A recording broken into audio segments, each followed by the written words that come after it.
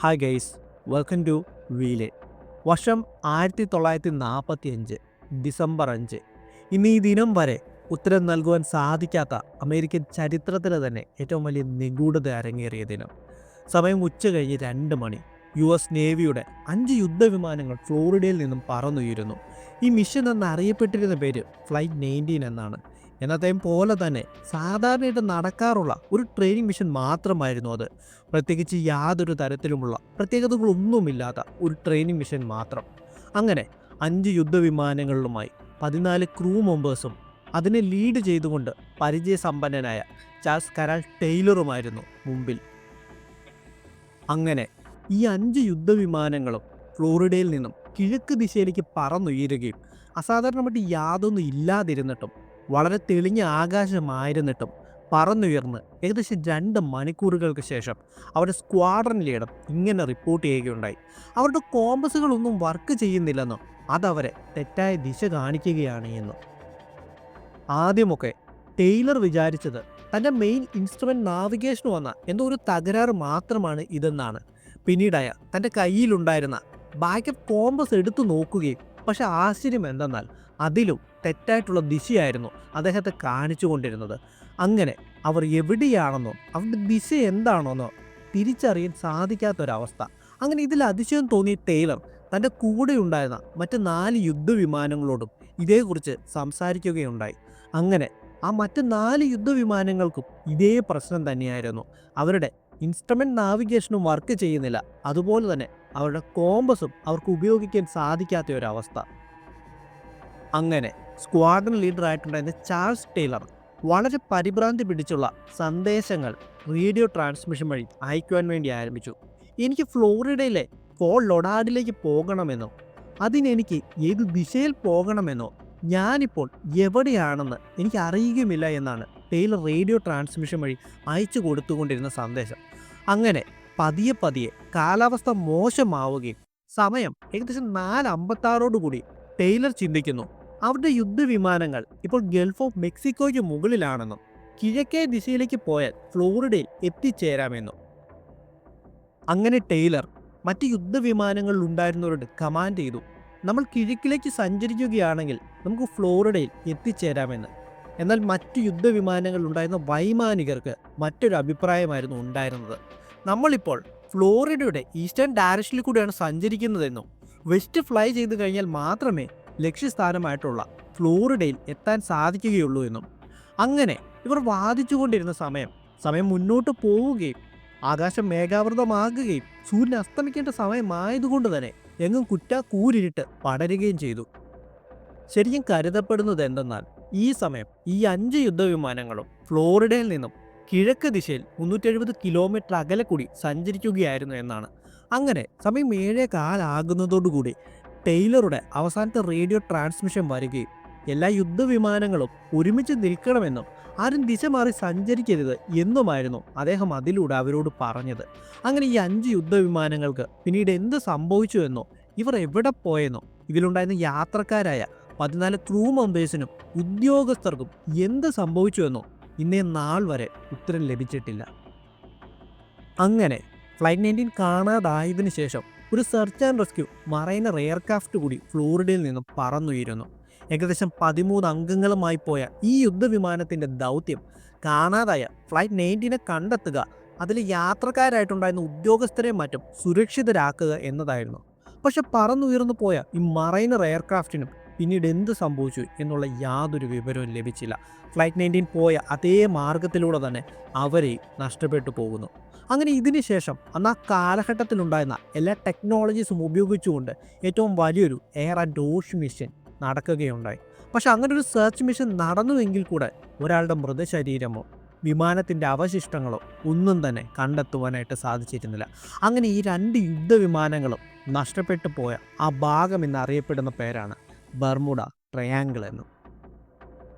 കഴിഞ്ഞ 100 വർഷത്തെ ചരിത്രം നമ്മൾ പരിശോധിക്കുകയാണെങ്കിൽ ഏകദേശം 3000-ലധികം കപ്പലുകളും 100-ലധികം വിമാനങ്ങളും അറ്റ്ലാന്റിക് മഹാസമുദ്രത്തിലെ ഈ നിഗൂഢമായ സ്ഥലത്ത് വെച്ച് നമുക്ക് നഷ്ടപ്പെട്ടു പോയിട്ടുണ്ട്. ബർമുഡ ട്രയാങ്കിൾ അറിയപ്പെടുന്നത് തന്നെ ലോക മഹാസമുദ്രങ്ങളിലെ ഏറ്റവും നിഗൂഢത നിറഞ്ഞ സ്ഥലമായിട്ടാണ്. അമേരിക്കയിലെ ഫ്ലോറിഡ മുതൽ പ്ലൂട്ടോറിക്ക വരെയും അവിടുന്ന് ബെർമുഡ വരെ നീണ്ടു കിടക്കുന്ന 5 ലക്ഷം സ്ക്വയർ മൈൽ വിസ്തൃതിയുള്ള ത്രികോണാകൃതിയിലുള്ള അറ്റ്ലാന്റിക് ഓഷ്യൻ്റെ ഭാഗത്തെയാണ് നമ്മൾ ബെർമുഡ ട്രയാങ്കിൾ എന്ന് വിളിക്കുന്നത്. ഇന്നോ ഇന്നലെയോ ഒന്നുമല്ല, ഏകദേശം 500 വർഷങ്ങൾ പഴക്കമുള്ള ചരിത്രം ബെർമുഡ ട്രയാങ്കിൾ പറയുവാനായിട്ടുണ്ട്. വർഷം 1492 ക്രിസ്റ്റഫർ കൊളംബസ് പുതിയൊരു ലോകം കണ്ടുപിടിക്കുവാനായിട്ടുള്ള യാത്ര തിരിക്കുന്നു. കൊളംബസും ഇതേ ഭാഗത്തുകൂടി കടന്നു പോവുകയും അതേസമയം ഫ്ലൈറ്റ് 19 ഉണ്ടായതുപോലുള്ള അനുഭവങ്ങൾ അദ്ദേഹത്തിനും ഉണ്ടാകുന്നു.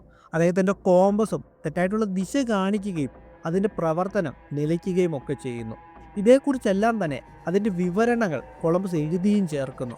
ഒരു ദിവസം രാത്രിയിൽ കൊളംബസ് ആകാശത്തേക്ക് നോക്കുന്ന സമയം പെട്ടെന്ന് നിഗൂഢമായ തീഗോളം പോലെ എന്തോ ഒന്ന് ആകാശത്ത് കാണുകയും പെട്ടെന്ന് തന്നെ കടലിൽ അത് മാഞ്ഞു മറയുകയും ചെയ്യുന്നു. പിന്നീട് വന്ന പല കാലഘട്ടങ്ങളിലായി ഈ പ്രദേശം പല പേരുകൾ അറിയപ്പെടുന്നുണ്ട്. ദി ഗ്രേവ്യാർഡ് ഓഫ് അറ്റ്ലാന്റിക് മുതൽ അങ്ങനെ പലതും. അങ്ങനെ 18-19 നൂറ്റാണ്ടുകളിലായി ഈ പ്രദേശം വിവിധ പേരുകളിൽ മാറി മാറി അറിയപ്പെട്ടു. എന്നാൽ ബെർമുഡ ട്രയാങ്കിളിനെ ഇന്ന് നാം വിളിക്കുന്ന ബെർമുഡ ട്രയാങ്കിൾ എന്ന പേര് ലഭിക്കുന്നത് 1964 അർഗോസി എന്ന മാസികയിൽ വിൻസെന്റ് എച്ച് ഗാഡിസ് എഴുതിയ ദ ഡെഡ്ലി ബെർമുഡ ട്രയാങ്കിൾ എന്ന ആർട്ടിക്കിളിൽ നിന്നുമാണ്. ഇതിലൂടെ അദ്ദേഹം ഈ നടന്ന ഇൻസിഡൻറ്റുകളെ എല്ലാം ചേർത്ത് വെച്ചിട്ട് ഒരു നിഗൂഢത രൂപപ്പെടുത്തി എടുക്കുവാനായി ശ്രമിക്കുന്നു. ഈ കാലഘട്ടം കൊണ്ട് തന്നെ ബെർമുഡ ട്രയാങ്കിൾ എന്ന നിഗൂഢത വളരെ പ്രശസ്തമാകുകയും അനേകം ബുക്കുകളും സിനിമകളും കമ്പ്യൂട്ടർ ഗെയിമുകളും എന്തിന് സംഗീതങ്ങൾ വരെ അതിൻ്റെ പേരിൽ രൂപപ്പെടുത്തി വരികയും ചെയ്യുന്നു. അമേരിക്കൻ ജനതയുടെ മുമ്പിൽ ബെർമുഡ ട്രയാങ്കിളുമായി ബന്ധപ്പെട്ട് കിടക്കുന്ന മറ്റൊരു ഭയാനകമായിട്ടുള്ള ഇൻസിഡൻ്റ് എന്നത് വർഷം 1918 അമേരിക്കൻ നേവി അന്ന് ആ കാലഘട്ടത്തിൽ വരെ നിർമ്മിച്ചിട്ടുള്ളതിൽ ഏറ്റവും വലിയ യുദ്ധക്കപ്പലായിരുന്നു USS സൈക്ലോപ്സ്. വലിപ്പം കൊണ്ടും മാത്രമല്ല വേഗത കൊണ്ടും 1918 കാലഘട്ടത്തിലെ ഏറ്റവും വലുതും ഏറ്റവും വേഗതയേറിയുമായ യുദ്ധക്കപ്പലായിരുന്നു USS സൈക്ലോപ്സ്. അങ്ങനെ മാർച്ച് 4 306 ആൾക്കാരുമായി പോയ കപ്പൽ വാഷിങ്ടന് സമീപം വെസ്റ്റ് ഇൻഡീസ് ബാൾട്ടിമോറിൽ എത്തുകയും അവിടെ നിന്നും ബ്രസീലിനെ ലക്ഷ്യമാക്കി നീങ്ങിക്കൊണ്ടിരിക്കുകയും ചെയ്തു. കപ്പലിൽ അതേസമയം 306 ആൾക്കാരോടൊപ്പം തന്നെ ടൺ കണക്കിന് മാഗ്നീസും ഉണ്ടായിരുന്നു. ഇതേ സമയം സൈക്ലോപ്സിൽ നിന്നൊരു മെസ്സേജ് വരികയുണ്ടായി. Weather is fair, all is well എന്നായിരുന്നു ആ മെസ്സേജ്. പക്ഷേ ഈ സന്ദേശം ലഭിച്ചതിന് ശേഷം കപ്പലിനെ കുറിച്ച് പിന്നീട് യാതൊരു തരത്തിലുമുള്ള വിവരങ്ങൾ ലഭിക്കുകയുണ്ടായില്ല.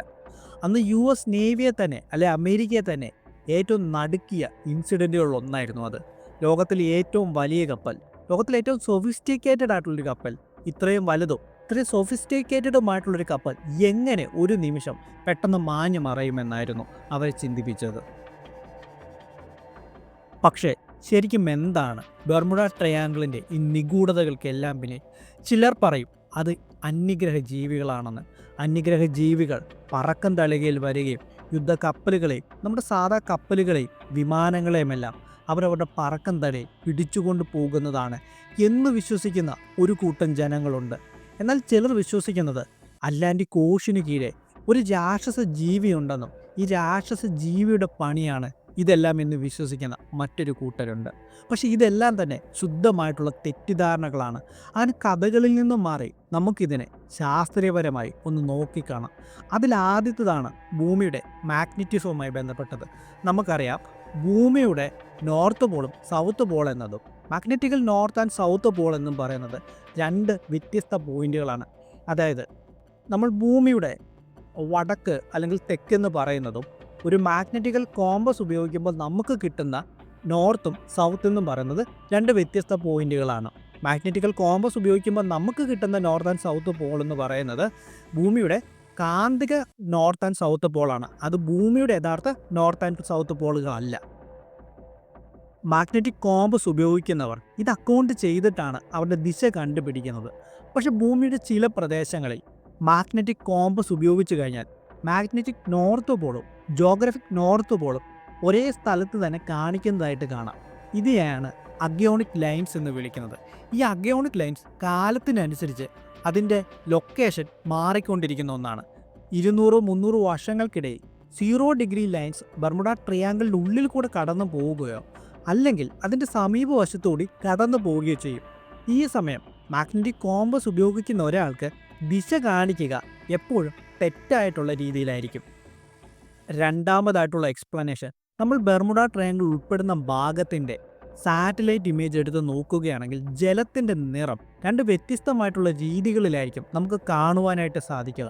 അതിന് കാരണം ബെർമുഡ ട്രയാങ്കിളിൻ്റെ പല ഭാഗങ്ങളിലും കടലിന് ആഴം വളരെ കൂടുതലും എന്നാൽ ചില ഭാഗങ്ങളിൽ ആഴം വളരെ കുറവുമായിരിക്കും. എന്നാൽ ഇതൊരു പരന്ന പ്രതലത്തിൽ നോക്കുന്ന സമയം ഇതിൻ്റെ ഈ ആഴക്കുറവ് മനസ്സിലാക്കുവാനായിട്ട് സാധിക്കുകയില്ല. അപ്പോൾ സ്വാഭാവികമായും കപ്പലിൽ വരുന്ന ഒരാൾക്ക് നേരെ നോക്കുന്ന സമയം ഇതൊരു പരന്ന പ്രതലമാണ്. അദ്ദേഹത്തിന് ഇതിൻ്റെ ഈ നിറവ്യത്യാസം മനസ്സിലാക്കാൻ സാധിക്കാതെ വരികയും കപ്പൽ മണൽത്തിട്ടയിൽ പൂണ്ടു പോവുകയും ചെയ്യും. പുരാതന കാലങ്ങളിൽ പല അപകടങ്ങളും ഉണ്ടാകുന്നത് ഈ രീതിയിലാണ്. സാറ്റലൈറ്റിൽ നിന്ന് നമ്മൾ നോക്കുന്ന സമയത്ത് നമുക്കത് തിരിച്ചറിയാനായിട്ട് സാധിക്കുമെങ്കിലും പരന്ന പ്രതലത്തിൽ നോക്കുന്ന ഒരാൾക്ക് അത് തിരിച്ചറിയാനായിട്ട് സാധിക്കുകയുമില്ല.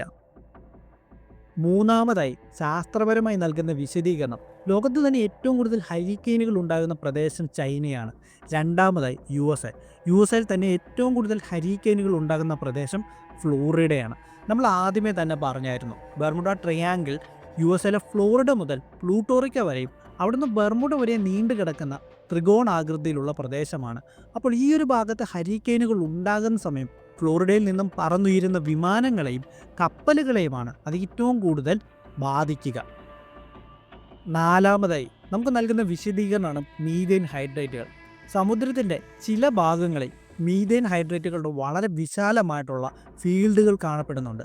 ഇതുമായിട്ട് ബന്ധപ്പെട്ട പഠനം ഓസ്ട്രേലിയയിൽ നിന്നുള്ള ശാസ്ത്രജ്ഞന്മാർ നടത്തുകയും മീഥേൻ്റെ ബബിൾസ് അല്ലെങ്കിൽ കുമിളകൾ സമുദ്രത്തിൽ നിന്നും ഒരു പരിധിയിൽ കൂടുതലാകുന്ന സമയം സമുദ്രത്തിൻ്റെ ഡെൻസിറ്റി കുറയുകയും അതിനു മുകളിൽ കപ്പലുകൾ സഞ്ചരിക്കുന്ന സമയം കപ്പലുകൾക്ക് അതിൻ്റെ ബുയാൻസി മെയിൻറ്റെയിൻ ചെയ്യുവാൻ സാധിക്കാതെ വരികയും അങ്ങനെ കപ്പൽ മുങ്ങിപ്പോവുകയും ചെയ്യുന്നു. നമുക്കറിയാം, ചാവുകടലിൽ ഒരു മനുഷ്യൻ പോയി കഴിഞ്ഞാൽ അദ്ദേഹത്തിന് പൊങ്ങി കിടക്കുവാൻ സാധിക്കുന്നത് അതിന് ഡെൻസിറ്റി കൂടുതലായതുകൊണ്ടാണ്.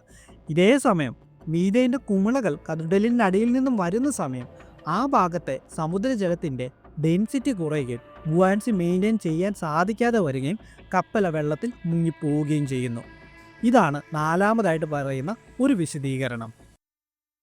അഞ്ചാമതായിട്ടുള്ള എക്സ്പ്ലനേഷൻ, അത് ഹ്യൂമൻ സൈക്കോളജിയുമായിട്ട് ബന്ധപ്പെട്ടതാണ്. ഇപ്പോൾ നമുക്ക് ചുറ്റും ഏറ്റവും കൂടുതൽ വിറ്റുപോകുന്ന കാറുകൾ ആൾട്ടോ മോഡലാണെന്ന് വിചാരിക്കാം. അങ്ങനെയെങ്കിൽ ഏറ്റവും കൂടുതൽ വിറ്റുപോകുന്ന കാറുകൾ നിരത്തിൽ ഏറ്റവും കൂടുതൽ കാണപ്പെടും.